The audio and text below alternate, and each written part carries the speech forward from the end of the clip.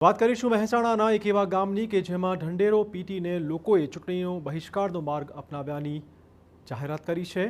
ચૂંટણીનો માહોલ જામી રહ્યો છે ત્યારે મહેસાણાના કુકસ ગામમાં તંત્ર અને સરકાર સામે ઉગ્ર રોષનો માહોલ છે।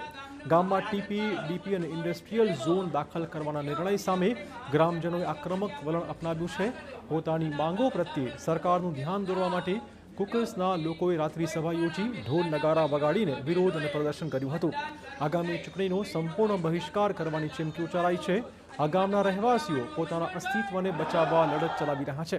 ગ્રામજનોના કહેવા પ્રમાણે જ્યારે વિધાનસભામાં મહાનગરપાલિકાની જાહેરાત થઈ ત્યારથી જ તેઓ આ નિર્ણયનો સતત વિરોધ કરતા આવ્યા છે અને ગામ લોકો અનેકવાર રજૂઆતો કરી ચૂક્યા છે, છતાં કોઈ ઉકેલ આવતો જ નથી। એમાંય આ ગામના ખેડૂતોને ડર એ વાતનો છે કે જો જમીન ઇન્ડસ્ટ્રીયલ ઝોનમાં જશે તો આગામી 5 જ વર્ષમાં આખું ગામ વિખેરાઈ જશે।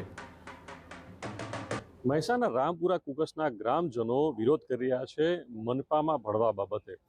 મનપા તો એક વર્ષ થયું બને, એની પહેલા નગરપાલિકા હતી, એટલે 2 વર્ષ પહેલાથી પણ આ મામલો છે અને એ વખતે જ જે આમને અણસાર લાગતા તેઓ કોર્ટમાં ગયા છે અને ડીપી અને ટીપી મામલે અને મનપામાં ભળવા મામલે બંને મુદ્દે વિરોધ કરી રહ્યા છે। શું છે આ સમગ્ર વિરોધ, સ્થાનિકો સાથે વાત કરીશું। આપ જણાવશો કે કયા કયા મુદ્દે અને શા માટે?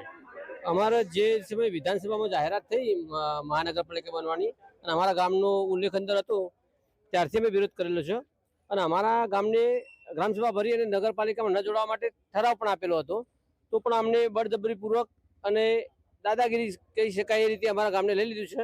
અમે એ મુદ્દા ઉપર કોર્ટમાં ગયેલા છીએ અને કોર્ટમાં અમારો હાલ કેસ ચાલુ છે અને અત્યારે એમને પાછું ટીપીડીપીનો નકશો જાહેર કર્યો છે। હવે અમારા ગામના ખેડૂતો 2 વીઘા 3 વીઘા અને નાના ખેડૂતો છે।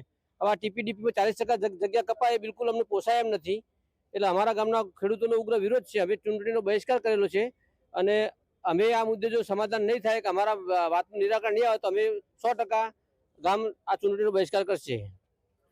મહેસાણા મનપામાં જોડાયેલા અલગ અલગ ગામો જે છે એ વિરોધ કરી રહ્યા છે।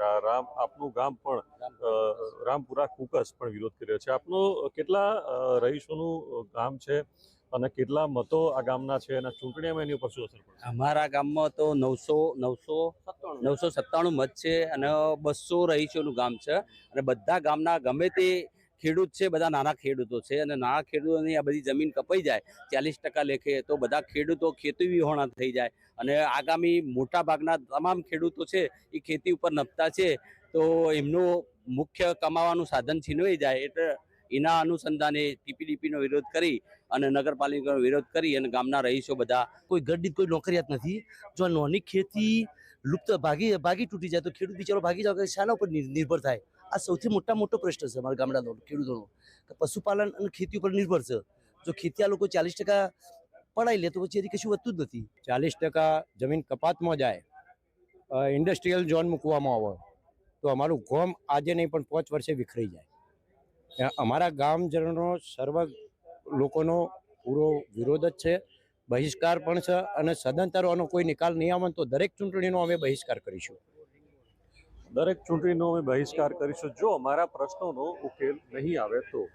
આ છે આ ગામના ગ્રામજનોની માગણી અને ઉગ્ર રજૂઆત। છેલ્લા 2 વર્ષથી તો આ ગ્રામજનો લડત લડી રહ્યા છે, હજુ સુધી પરિણામ મળ્યું નથી। ચૂંટણી પણ આવી ગઈ છે ત્યારે હવે જોવું રહ્યું કે આ ગ્રામજનોની માગણી સંતોષાય છે કે પછી ખેડૂતોની જમીન છીનવાય છે, એ જોવું રહ્યું। મહેસાણાથી મનીષ મિસ્ત્રી, ટીવી9।